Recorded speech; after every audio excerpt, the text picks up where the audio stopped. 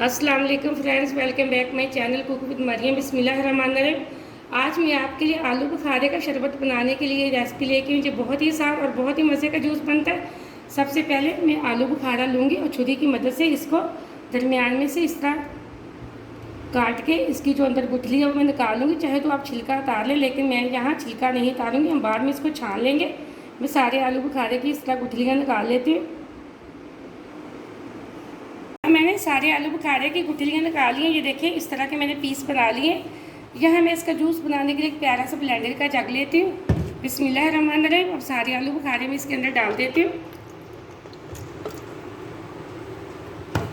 अब हम इसके अंदर डालेंगे चीनी के मैंने 4 चम्मच लिए थे। आप हाथ में जाकर चीनी जितनी पसंद करते हो उतनी डाल लिया करें, लेकिन मैं यहाँ ये 4 चम्मच सारे चीनी के डाल दूँगी। अब मैं इसके अंदर डालूँगी थोड़ी सी बर्फ़।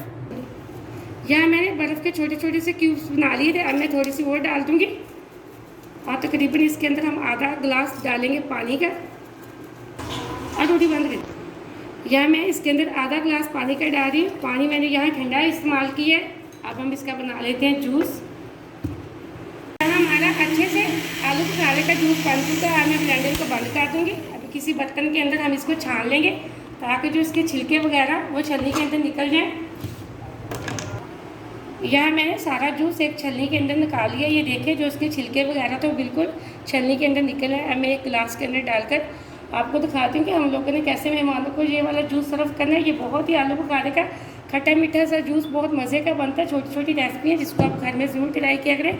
बच्चे और बड़े बहुत शौक से ये वाला जूस पीते हैं। आप घर में ज़रूर बनाना। वीडियो को पूरा देखा करें और लाइक भी किया करें। आपने अगर अभी तक मेरे चैनल को सब्सक्राइब नहीं किया तो प्लीज़ जल्दी से कर लें ताकि हर आने वाली वीडियो सबसे पहले आप देख सकें, मज़े की चीज़ें बना सकें।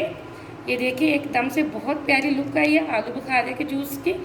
आप इस रेसिपी को ज़रूर ट्राई करें। मुझे अगली रेसिपी के लिए इजाज़त दें। अल्लाह हाफिज़।